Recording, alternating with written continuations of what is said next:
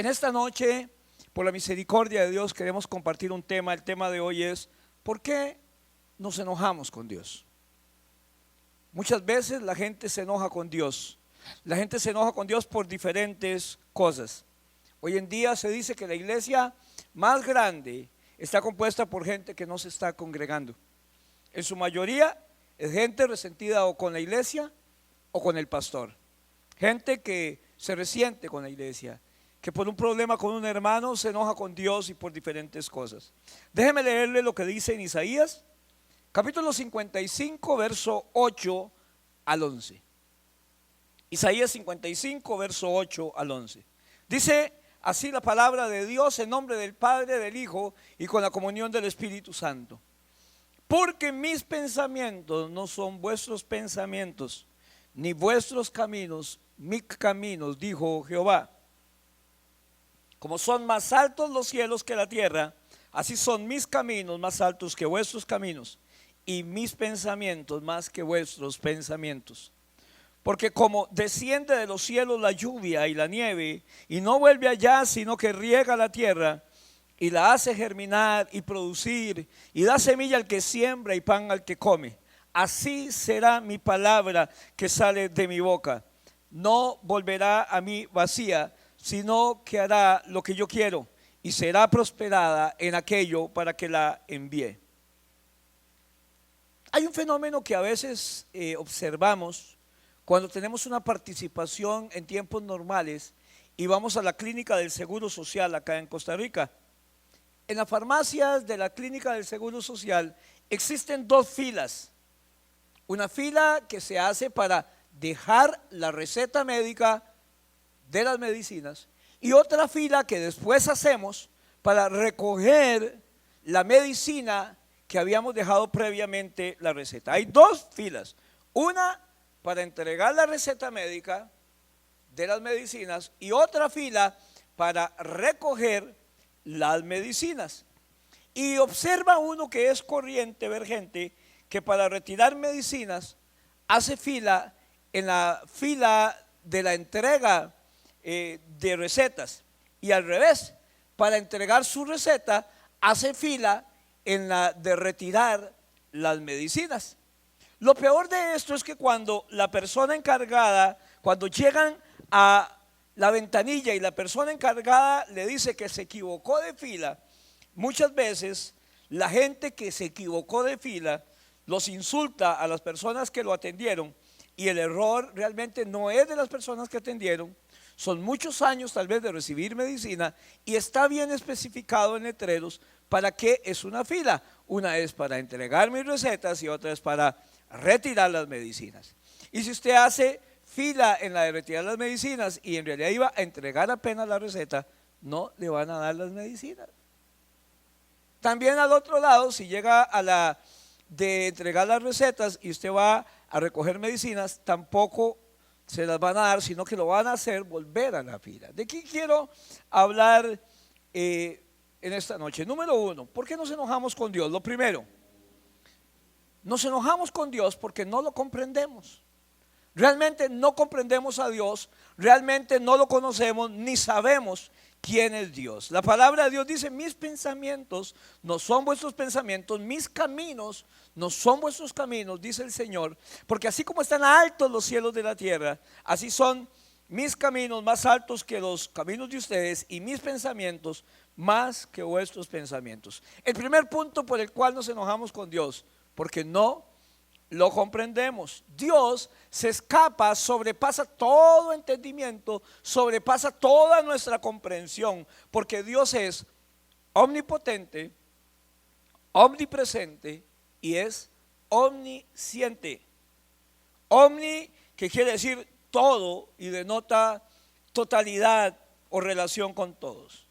Entonces tenemos que ver que Dios todo lo puede, que Dios puede estar en todo lado y que Dios también todo lo sabe. Y ante esa magnitud de descripción de Dios, no puedo pretender nunca que lo voy a entender en su totalidad. Es una manera de describirlo a Dios para que el ser humano tenga un concepto de Dios, pero todavía Dios es más que eso que yo pienso. Dios sobrepasa todo lo que yo pienso y todo mi concepto. Un problema muy grande y que afecta a muchas personas es que hemos tratado de explicar a Dios encerrándolo en un molde de cómo Dios actúa o de cómo Dios debería actuar. Y todavía hay muchas cosas de Dios que usted y yo no entendemos y nunca vamos a entender. Sobre todo si humanizamos tanto a Dios que queremos hacerlo predecible en su modo de actuar. Que Dios tiene que actuar de esta manera o de esta otra manera, o Dios es así o Dios es asá.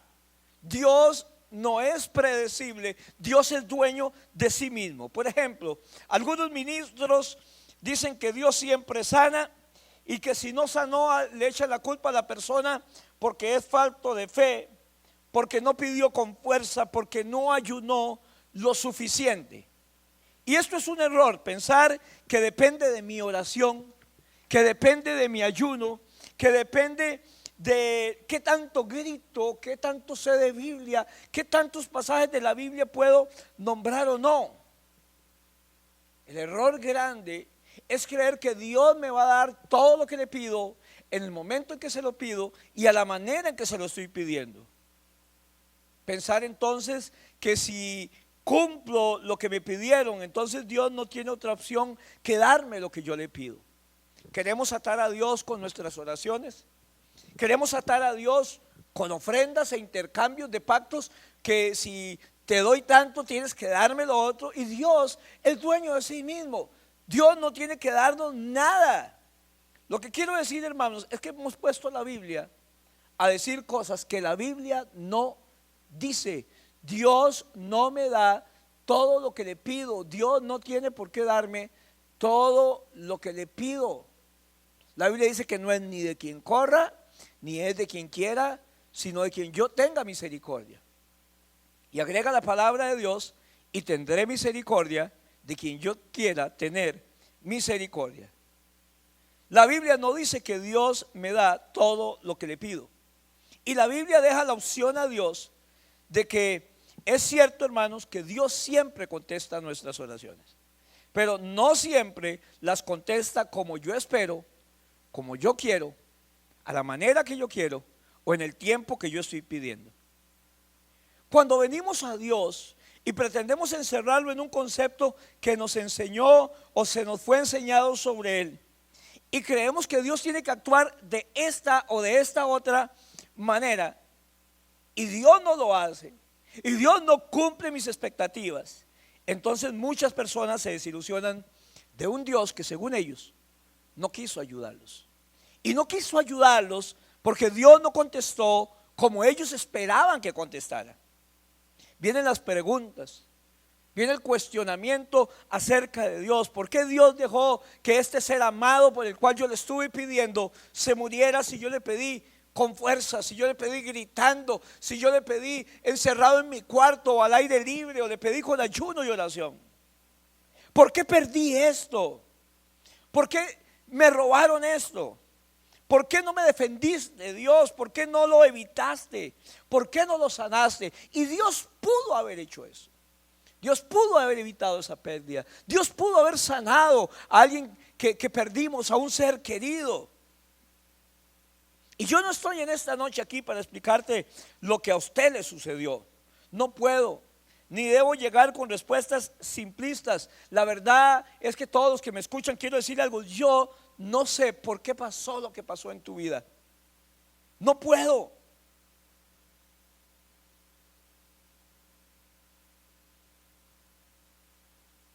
No le puedo decir a Dios cuando alguien se muere que Dios lo que quería era un ángel, que por eso se llevó a la persona que yo amaba. Cuando alguien se muere, yo le aconsejo a los hermanos acerca de ese acto de presencia que uno tiene que hacer en los funerales. No llegue a decir lo siento, no llegue a decir qué fue lo que pasó, no trate de explicar la situación. La verdad es que no sabemos qué fue lo que pasó. La gente no quiere entender eso, no lo puede. Solamente le pedimos a la gente: llegue allí y esté en lo que llamamos el ministerio de la presencia. Simplemente, hermano, lo que pasó es que algún hermano lo embaucó a usted, le señaló la fila equivocada. No se enoje con el empleado que le indica lo correcto. Usted esperó algo, usted esperó recibir algo donde no lo había. Usted hizo una fila incorrecta, porque Dios siempre escucha mi oración, pero no la responde como yo espero. Dios siempre escucha su oración, pero no siempre la responde como usted está esperando, porque sus pensamientos son más altos que mis pensamientos. Tan altos como está el cielo de la tierra, así están nuestros pensamientos de los pensamientos de Dios. Entendamos, Dios lo sabe todo. Él tiene todo el conocimiento y Él ve todo el panorama. Yo no. Dios sabe por qué permite las cosas y por qué pasan las cosas. Y Dios sabe por qué no hace ciertas cosas. Yo no puedo comprenderlo en su totalidad, pero sí sé algo. Voy a vivir con fe. Para agradar a Dios se necesita fe. La Biblia dice: sin fe es imposible agradar a Dios. Porque el que se acerca a Dios tiene que creer que le hay y es galardonador de los que le buscan. Dios me da lo que yo necesito, no siempre me da lo que yo quiero. Él lo sabe todo y tiene todo el conocimiento, tiene todo el panorama. Yo no tengo todo el panorama.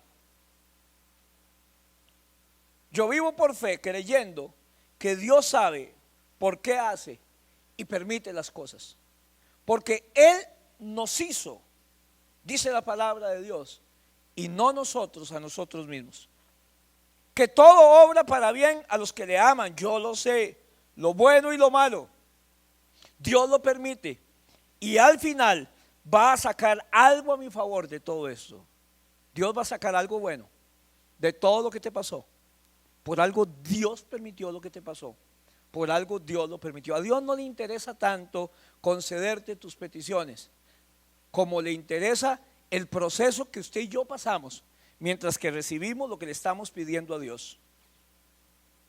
¿Qué entonces tengo que saber? Algunas cosas con respecto a las peticiones que yo le pongo a Dios. Una de las cosas que debo saber con respecto a lo que yo le pongo a Dios es aprender a pedir de acuerdo a su voluntad.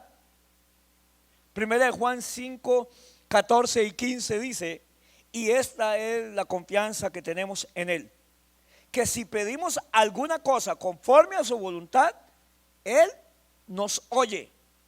Y si sabemos que Él nos oye en cualquier cosa que pidamos, sabemos que las peticiones que le hayamos hecho ya son dadas. Usted y yo tenemos que aprender para recibir respuesta de parte de Dios, que debemos aprender a pedir de acuerdo a su voluntad. Lo otro que tengo que aprender con respecto a una petición es a no pedir de una manera egoísta. Primero, pedir de acuerdo a su voluntad. Segundo, no pedir de una manera egoísta. Santiago 4:3 dice: pedís y no recibís, porque pedís mal, para gastar en vuestros deleites. No pedir de una manera egoísta. Otro punto importante que debemos saber es que la Biblia me habla de oraciones con estorbo, de las cuales no vamos a recibir. Primera de Pedro 3:7: vosotros maridos igualmente vivid con ellas sabiamente, dando honor a la mujer como vaso más frágil y como coherederas de la gracia de la vida. ¿Para qué? Para que vuestras oraciones no tengan estorbo. Pedir de acuerdo a su voluntad, pedir de una manera que no sea egoísta y pedir con oraciones de convivencia con los demás y principalmente con mi esposa. También Romanos 8:26: a veces pedimos cosas que a usted y a mí no nos convienen, no sabemos pedir. Romanos 8:26 dice: y de igual manera el Espíritu nos ayuda en nuestra debilidad. Pues ¿qué hemos de pedir como conviene? No lo sabemos. Pero el Espíritu mismo intercede por nosotros con gemidos indecibles. Deuteronomio 29:29 me enseña un gran concepto. Las cosas secretas pertenecen a Jehová, nuestro Dios, mas las reveladas son para nosotros y para nuestros hijos para siempre, para que cumplamos todas las palabras de esta ley. En otras palabras, Él nos da a conocer lo que Él quiere darnos a conocer, lo que podemos manejar, lo que Él no quiere, se lo deja para Él y no trata de explicarnos algo que no vamos a poder entender. Dios no tiene por qué contestarnos como nosotros queremos, porque Dios sigue siendo Dios. Lo segundo importante de lo que la gente se enoja con Dios es porque no le dejamos a Dios ser Dios. No dejamos a Dios ser Dios. Juan capítulo 11, verso 1.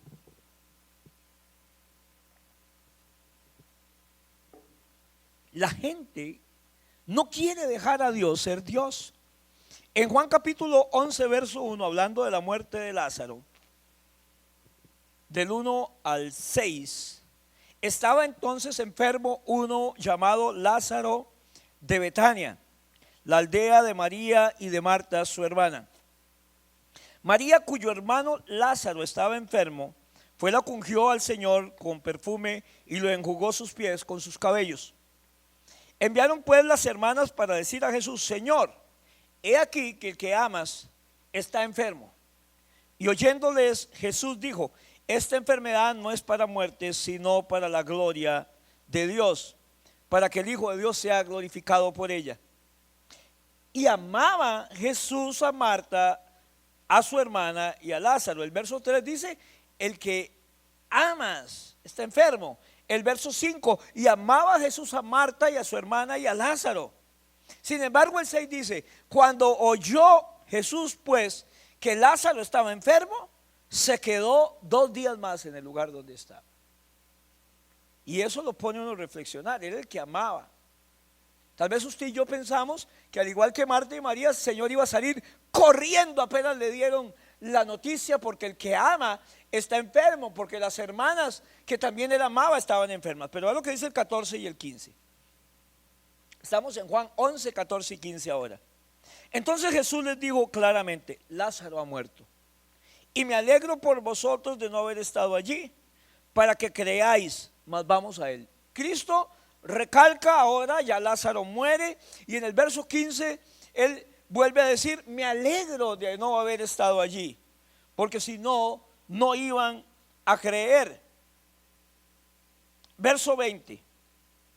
Entonces Marta, cuando oyó que Jesús venía, salió a encontrarle, pero María se quedó en su casa.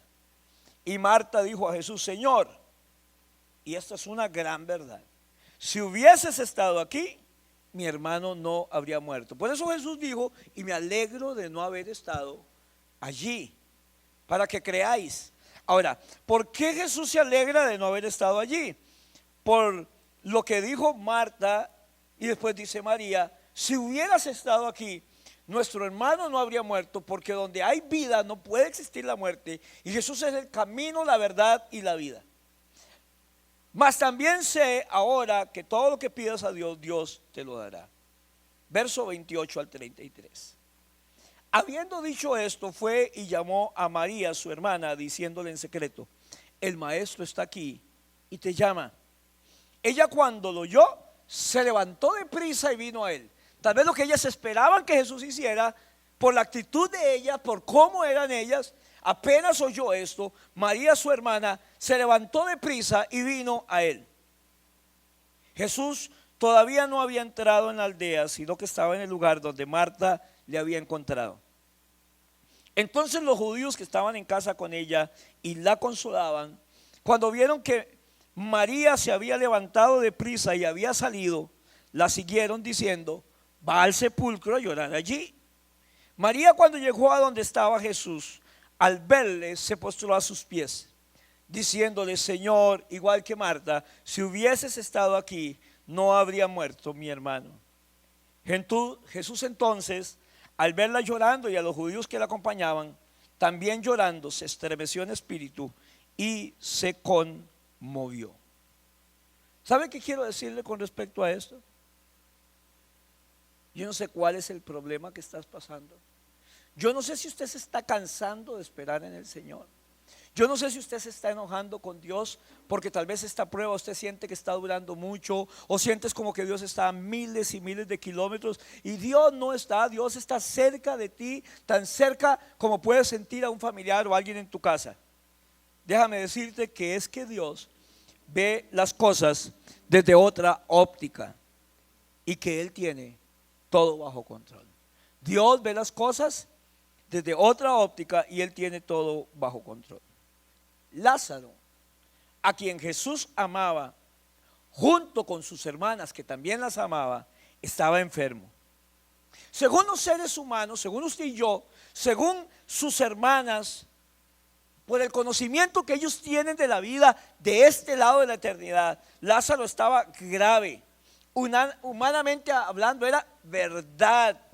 Seguramente podía estar hasta agonizando y ellos no querían perderlo. Por eso mandan a traer a Jesús para que sea su ayuda, porque sabía que su hermano no iba a morir si Cristo estaba allí.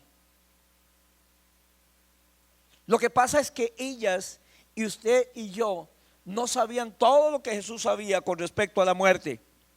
A ellas las envolvió el momento y pensaban que Jesús no iba a dejar que Lázaro muriera, que Jesús iba a venir en carrera apenas le dieron la noticia, por el amor que él tenía hacia ellas y hacia su hermano. Ya sus expectativas estaban delimitadas, ya la manera en que iba a actuar Jesús ya estaban marcadas. Y Jesús, cuando le avisan que Lázaro está enfermo, no sale corriendo para sanarlo, sino que se queda donde él está 2 días más. A Jesús le dicen que Lázaro estaba enfermo. Y sabe que ya Jesús sabía que Lázaro estaba enfermo. A Jesús no lo tomó desprevenido, como nada de lo que sucede en su vida y en mi vida toma a Jesús desprevenido. Lo que usted pasó en este año, lo del COVID-19, lo que estamos pasando, la necesidad o el quedarme sin trabajo, a Jesús no lo ha tomado desprevenido. Ya Cristo sabía que eso venía sobre su vida. Y vuelvo a decirle algo, una palabra que espero que traiga paz a su vida en esta noche. Él tiene todo el control, porque Dios ve las cosas desde otra óptica. Jesús no fue a ver a Lázaro, porque en su tardanza había un mensaje. Jesús enseña que había un propósito en su tardanza y que aún esta enfermedad tenía un propósito. Ahora, ¿cuáles eran las expectativas de sus hermanas? ¿Cuáles son nuestras expectativas? Ellas pensaban primero que el Señor iba a venir pronto a ver a Lázaro. Y seguramente que después él iba a estar allí, iba a orar por Lázaro, tal vez lo iba a ungir con aceite y que Lázaro nunca iba a morir. Pero Jesús no corrió a ver a Lázaro. Jesús se quedó más tiempo. Jesús duró más de lo que esperaban. ¿Le parece conocida esta frase? Como que Dios dura un poco más de lo que yo esperaba. Yo pensé que Jesús me iba a contestar más rápido. Yo creí que Dios tenía que aprovecharse de esta oportunidad. Señor, ¿por qué no lo hiciste de esa manera? ¿Por qué no lo hiciste en ese momento? Y este es el pensamiento de muchos de nosotros con respecto a Jesús. Y tal vez sus hermanas tenían un resentimiento. Y tal vez por eso no corre María primero con Marta a recibirle y se queda en la casa. Porque para ellas, como para uno de nosotros y muchos de nosotros, Jesús llegó tarde. No le importó tal vez. Mi hermano murió por causa de su tardanza. Porque las dos tal vez hasta lo comentaron. Porque las palabras que usan ambas son las mismas. Nuestro hermano no habría muerto si hubieras estado aquí. En otras palabras, ¿por qué no estuviste aquí? Hace 2 días, cuando todavía estaba vivo, te mandamos a decir que Lázaro estaba enfermo y no te viniste. No estabas tan largo, podías haber llegado rápido. Tal vez fue un comentario entre ellas, lo dijeron, lo pensaron. Si el Señor hubiera estado aquí, nuestro hermano no había muerto. Y esta es la realidad principal de por qué mucha gente se desilusiona con el Señor y se enoja y se resiente con Dios. Porque Dios no hace lo que ellos creían que tenía que hacer. Dios no hace lo que pensaron que tenía que hacer. Dios no lo hizo como yo creía, Dios no lo hizo a mi manera. Entonces ese es el tercer punto. ¿Por qué se enoja la gente con Dios? Porque Dios no lo hizo como yo creía, porque Dios no hizo lo que yo pensaba. Segunda de Reyes, capítulo 5, verso 1 al 8. Segunda de Reyes, capítulo 5, verso 1 al 8. Naamán, general del ejército del rey de Siria, era varón grande delante de su señor y lo tenía en alta estima, porque por medio de él había dado Jehová salvación a Siria. Era este hombre valeroso en extremo, pero era leproso. Todos tenemos un pero en la vida. Nadie es perfecto. Era leproso. Y de Siria había salido bandas armadas y habían llevado cautiva de la tierra de Israel a una muchacha, la cual servía a la mujer de Naamán. Esta le dijo a su señora cuando ve la lepra de su marido: si rogase mi señora al profeta que está en Samaria, él lo sanaría de su lepra. Entrando Naamán a su señor, le relató diciendo: así y así ha dicho una muchacha que es de la tierra de Israel. Y le dijo el rey de Siria: anda, ve, y yo enviaré cartas al rey de Israel. Salió pues él llevando consigo 10 talentos de plata y 6,000 piezas de oro y 10 mudas de vestidos. Tomó también cartas para el rey de Israel que decía así: cuando llegue a ti estas cartas, sabe por ellas que yo te envío a mi siervo Naamán para que lo sanes de su lepra. Luego que el rey de Israel leyó las cartas, rasgó sus vestidos y dijo: ¿soy yo Dios que mate y dé vida, para que éste envíe a que sane un hombre de su lepra? Considerad ahora y ved cómo busco ocasión contra mí. Cuando Eliseo, el varón de Dios, oyó que el rey de Israel había rasgado sus vestidos, envió a decir al rey: ¿por qué has rasgado tus vestidos? Venga ahora a mí y sabrá que hay profeta en Israel. Y vino Naamán con todos sus caballos y con su carro y le paró a las puertas de la casa de Eliseo. Entonces Eliseo le envió un mensajero diciendo: ve y lávate 7 veces en el Jordán, y tu carne se restaurará y serás limpio. Y Naamán se fue enojado diciendo: he aquí yo decía, saldrá él luego y estando en pie invocará el nombre de Jehová su Dios y alzará su mano y tocará el lugar y sanará la lepra. Habana y Farfar, ríos de Damasco, ¿no son mejores que todas las aguas de Israel? Y si me lavare en ellos, ¿no seré limpio? Y se volvió y se fue enojado. Mas sus criados se acercaron y le hablaron diciendo: Padre mío, si el profeta te mandara alguna otra cosa, ¿no lo harías? ¿Cuánto más diciéndote: lávate y serás limpio? Él entonces descendió y se zambulló 7 veces en el Jordán, conforme a la palabra del varón de Dios, y su carne se volvió como la carne de un niño y quedó limpio. Naamán, el principal del ejército de Siria, era un hombre valeroso, era un hombre de guerra, le había dado muchos triunfos a su rey, pero era leproso. Naamán constantemente luchaba con su enfermedad, se cubría más de la cuenta. Dentro de una de las conquistas que habían tenido, habían llevado cautivas a una joven israelita, una humilde criada. Se le acerca. ¿Podría yo especular que había tenido un buen trato en la casa de Naamán? No deseaba el mal. Se entristece tal vez al ver lo que Naamán estaba pasando y le dice a su señora allá en Israel: si le rogaran y le mandaran a pedir al profeta que está en Samaria, yo sé que él lo sanaría. Ella tenía fe en que Eliseo podía hacer un milagro. Y a veces a nosotros lo que nos falta es fe.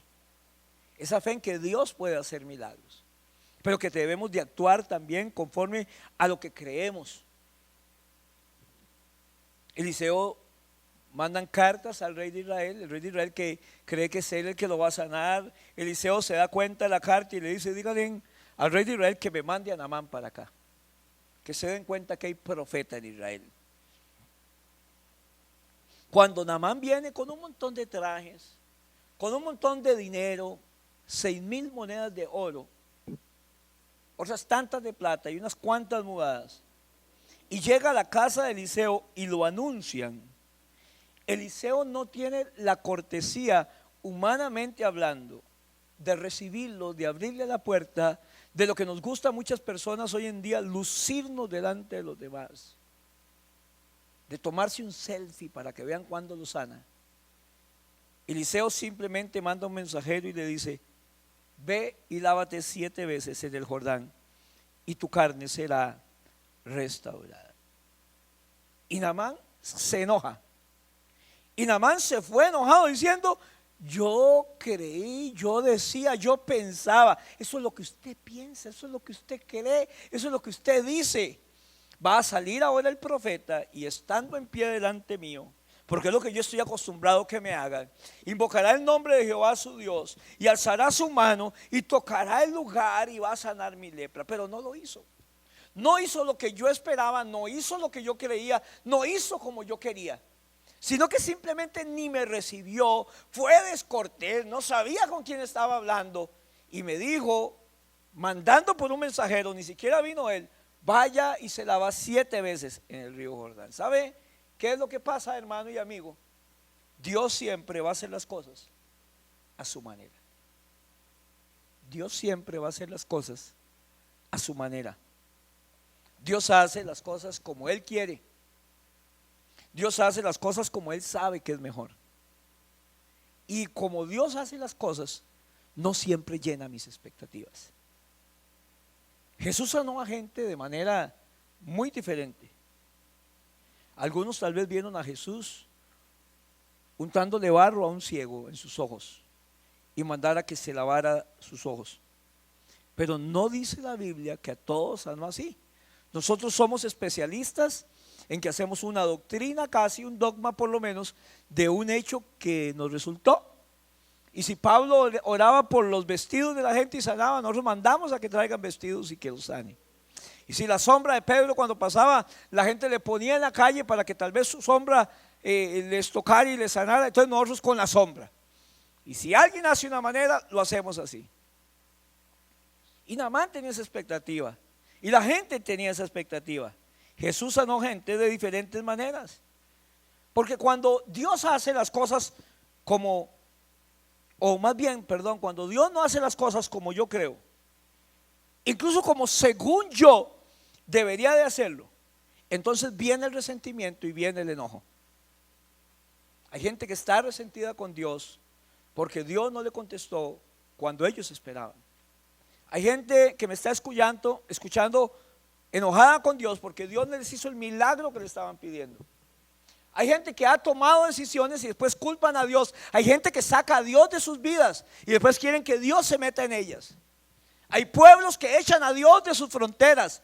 Lo quitamos de nuestros juramentos, lo quitamos de la Constitución, como en Costa Rica. Aprobamos el aborto, aprobamos el matrimonio entre gente del mismo sexo y después le pedimos a Dios que se meta. La Biblia dice que es pecado y que hay gente que le llama al pecado a lo bueno malo y a lo malo bueno. Sacamos a Dios de nuestras vidas y después nos resentimos porque Dios no hace nada. Dios está exactamente donde usted y yo lo dejamos, afuera de nuestras vidas, afuera de nuestras decisiones. La falta de humildad, el encerrar a Dios en un cuadro, en la manera de cómo debe hacer las cosas, lleva a mucha gente a no recibir lo que estás pidiendo o esperando. Llega a gente a creer que Dios es un Dios previsible, con un tamaño y con una manera de ser que siempre va a actuar así. No podemos meter a Dios en un molde, porque Dios tiene todo el control y actúa de maneras diferentes. Dios actúa de maneras que no comprendemos y a pesar de eso debemos aprender a confiar en Él y saber que Dios tiene 1,000 maneras de responder mi petición. Alguna gente tiene una necesidad económica y le decimos: Señor, si alguien viniera y me pagara la cuenta que me debe hace años, si me hicieran un aumento, si me dieran el trabajo. Y estamos limitando a Dios porque Dios tiene más de 1,000 maneras diferentes en que puede bendecirte. Porque Dios a veces nos responde sí, a veces nos responde no, porque no también es una respuesta, y a veces nos responde todavía no. También tengo que saber que Él sabe que es lo mejor y Él sabe por qué permite las cosas. Para ir terminando, aprenda a aceptar el poderío y el gran conocimiento de Dios, porque Él sabe mejor lo que es mejor para nosotros. Él sabe todo el panorama, Él lo tiene claro. Y mientras tanto, segunda de Corintios 12:9, termino. Él me ha dicho, dice Pablo, bástate mi gracia, porque mi poder se perfecciona en tu debilidad. Por tanto, de buena gana me gloriaré más bien en mis debilidades, para que repose sobre mí el poder de Dios. Bástate mi gracia, mi poder se perfecciona en tu debilidad. Yo no sé cuál es tu petición delante de Dios.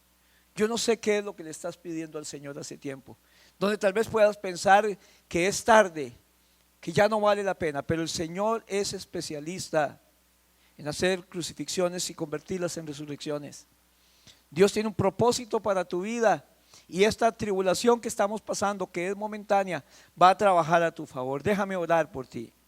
Señor bueno y Padre de la gloria, Espíritu Santo, porque no sabemos pedir como conviene, te pido en el nombre de Jesús que tú toques cada corazón que ha escuchado este mensaje, y que mira, Señor, las peticiones que tienen delante de ti. Mira lo que es justo, mira lo que es bueno. Concede, Señor, aquello que no les vaya a afectar, y enséñales sobre todo a aceptar que todo tiene su tiempo debajo del sol, y que tú tienes control de todo a pesar de lo que creamos, que tú vas a dar de la mejor manera, que tú vas a hacer lo que es mejor para nosotros.